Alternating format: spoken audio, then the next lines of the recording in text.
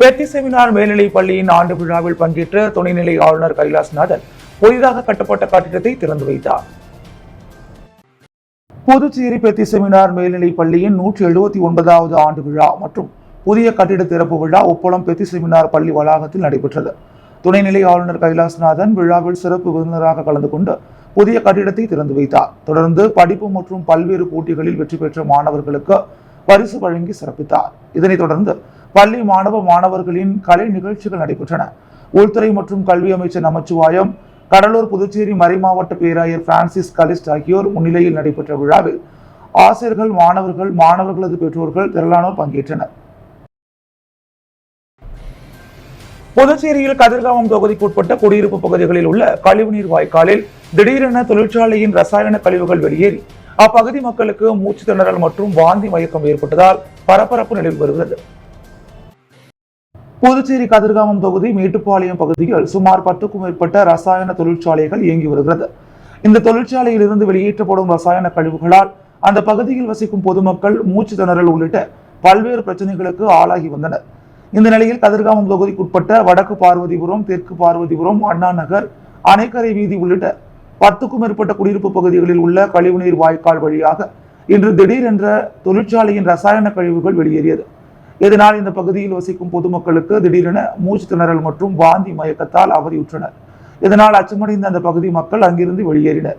இது குறித்து தகவல் அறிந்த சம்பவ இடத்திற்கு வந்த அந்த தொகுதியின் திமுக பிரமுகர் வடிவேல் பாதிக்கப்பட்ட மக்களை நேரில் சந்தித்து விசாரித்தார். தொடர்ந்து அப்பகுதி மக்கள் கூறும்போது, இன்று காலை முதல் திடீரென ரசாயனம் கலந்த கழிவு நீரால் கடுமையான துர்நாற்றம் வீசுவதால் மூச்சு திணறல் ஏற்படுவதாகவும், சாலையில் நடந்து செல்லும் பொழுது கை கால்களில் காயங்கள் ஏற்படுவதாகவும், வீட்டில் உள்ள வெள்ளி மற்றும் பித்தளை பொருட்கள் கருமை நிறத்தில் மாறிவிடுவதாகவும் தெரிவித்தவர்கள் இந்த ரசாயன கழிவுகள் குறித்து பல மாதங்களாக அரசுக்கு கோரிக்கை வைத்தும் அதிகாரிகள் மெத்தன போக்குடன் செயல்படுவதாகவும் குற்றம் சாட்டினர்.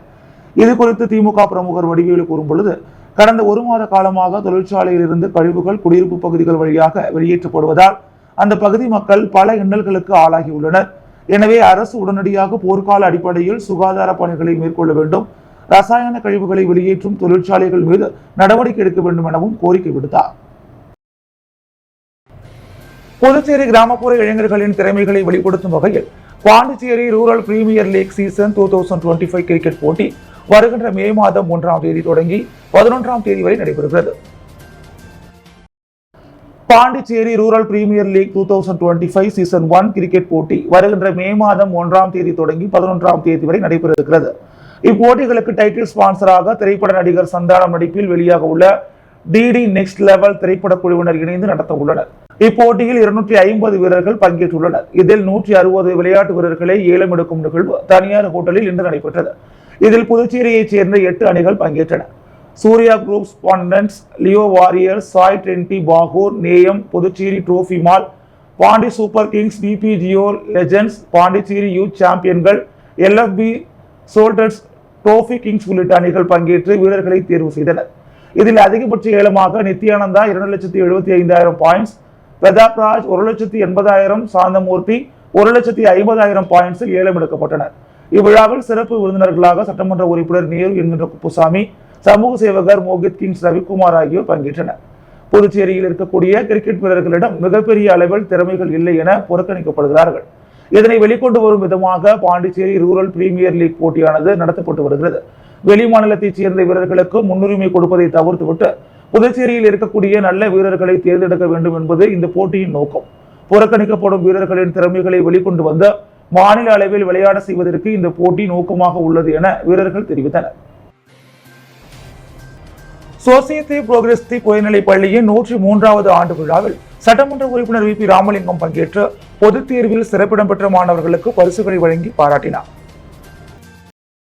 புதுச்சேரி வைசியால் வீதியில் உள்ள சொசைட்டி புரோகிரஸ் உயர்நிலைப் பள்ளியின் 103வது ஆண்டு விழா கலை நிகழ்ச்சிகள், விளையாட்டுப் போட்டிகள் என கோலாகலமாக கொண்டாடப்பட்டது.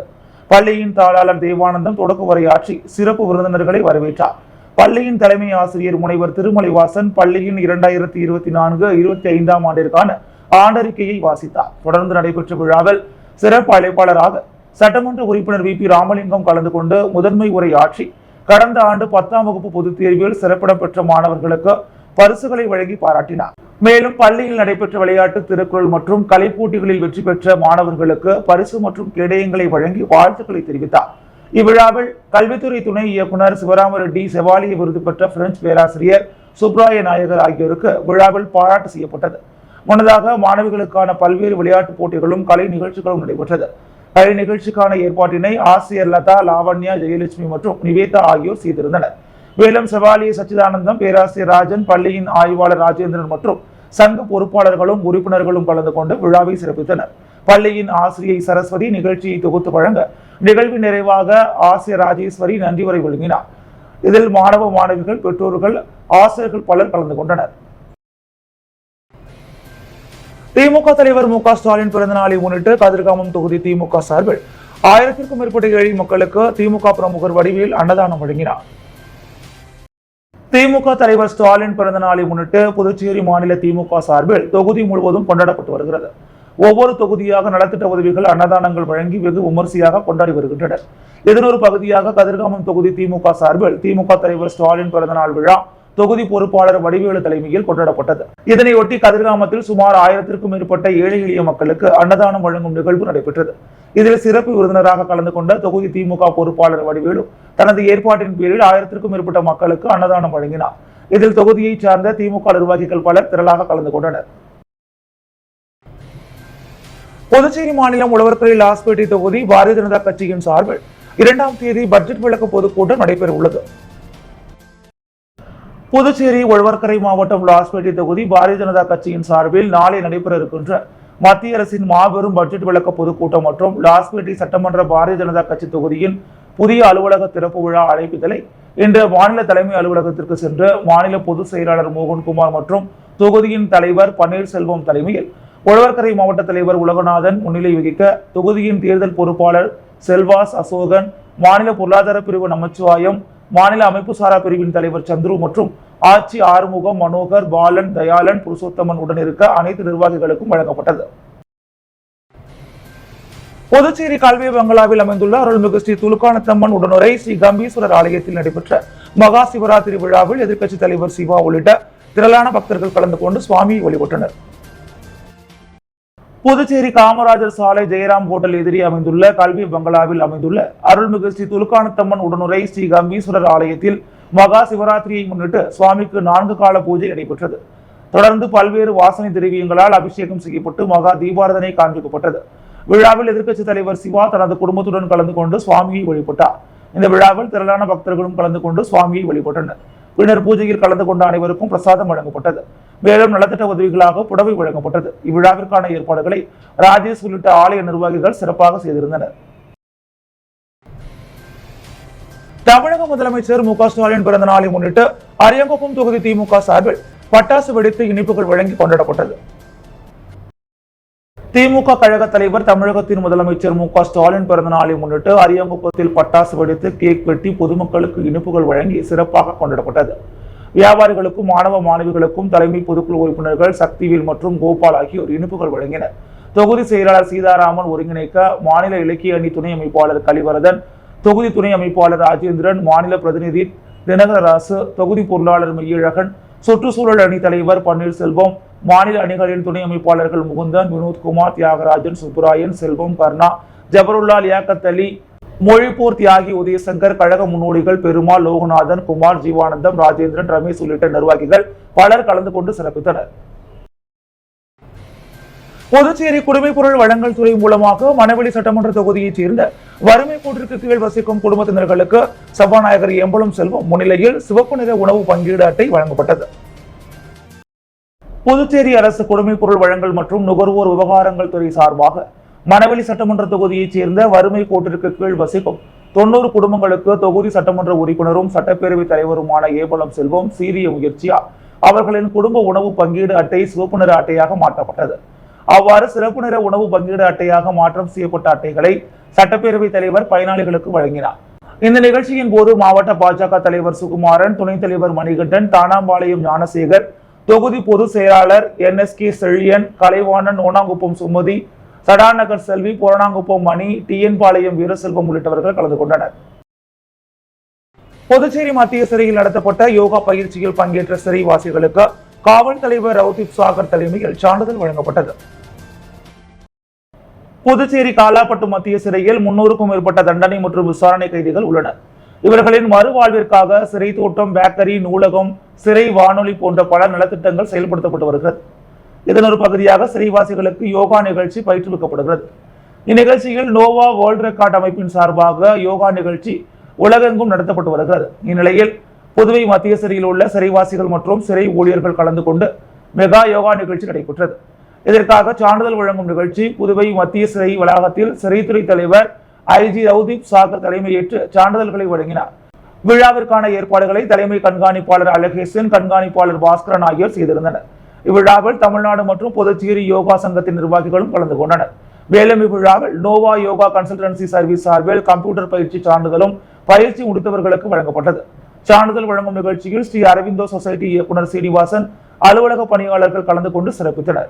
மேலும் வேர்ல்ட் ரெக்கார்ட் சங்கத்தின் பொதுச் செயலாளர் ராஜ்குமார், இணை செயலர் திலீபன் ஆகியோர், யோகா மாஸ்டர் நீலகண்டன் ஆகியோரும் பங்கேற்று விழாவினை சிறப்பித்தனர். புதுச்சேரி மாநிலம் ஏம்பலம் அருள்மிகு ஸ்ரீ அங்காள பரமேஸ்வரி அம்மன் ஆலயத்தின் 22ஆம் ஆண்டு மயான கொள்ளை வெகு விமர்சையாக நடைபெற்றது. புதுச்சேரி ஏம்பலம் அருள்மிகு ஸ்ரீ அங்காள பரமேஸ்வரி அம்மன் ஆலயத்தின் 22ஆம் ஆண்டு மயான கொள்ளை விழா வெகு விமர்சையாக நடைபெற்றது. இதற்கான விழா கடந்த 25ஆம் தேதி கணபதி பூஜை மற்றும் கொடியேற்றத்துடன் தொடங்கியது. தொடர்ந்து அம்மனுக்கு காப்பு கட்டுதல், சாகை வார்த்தல், சிறப்பு அபிஷேகம், ஆராதனை, சிவராத்திரி பூஜை ஆகியவை நடைபெற்றது. தொடர்ந்து கோவிலில் இருந்து புறப்பட்ட அம்மனுக்கு மயானத்தில் கொள்ளை விழா நடைபெற்றது. இதில் ஏராளமான பொதுமக்கள் உணவு மற்றும் தானியங்களை சூறையிட்டு நேர்த்திக்கடன் செலுத்தினர். இதனைத் தொடர்ந்து கும்ப படைகளும் போடப்பட்டன. நிகழ்ச்சிக்கான ஏற்பாடுகளை ஆலய நிர்வாகி மங்கை, வரம், சேகர் மற்றும் ஏம்பலம் கிராமவாசிகள் செய்திருந்தனர். தொடர்ந்து வான வேடிக்கையுடன் அம்மன் மாட வீதி உலா நடைபெற்றது. இதில் திரளான பக்தர்கள், பொதுமக்கள் என அனைவரும் கலந்து கொண்டனர். ரூட்ஸ் ஃபவுண்டேஷன் நிறுவனர் கவிராஜ் பிறந்த நாளை முன்னிட்டு பொதுமக்களுக்கு மரக்கன்றுகள் மற்றும் அன்னதானம் வழங்கும் நிகழ்ச்சி நடைபெற்றது. கடந்த மாதம் 21ஆம் தேதி ரூட்ஸ் ஃபவுண்டேஷன் நிறுவனர் கவிராஜ் தனது பிறந்த நாள் விழாவை கொண்டாடினார். அவரது பிறந்த நாளில் 500 பேருக்கு மரக்கன்றுகள் அளித்து 1000 பேருக்கு அன்னதானம் வழங்கினார். இந்நிகழ்ச்சியில் கிராம பெரியோர்கள் மற்றும் பொதுமக்கள் என 1000க்கும் மேற்பட்ட பொதுமக்கள் கலந்து கொண்டு விழாவினை சிறப்பித்தனர். முருங்கம்பாக்கம் திரௌபதி அம்மன் கோவில் திடலில் ஒண்ணுமே புரியல உலகத்துல என்னும் நாடக விழா நடைபெற்றது.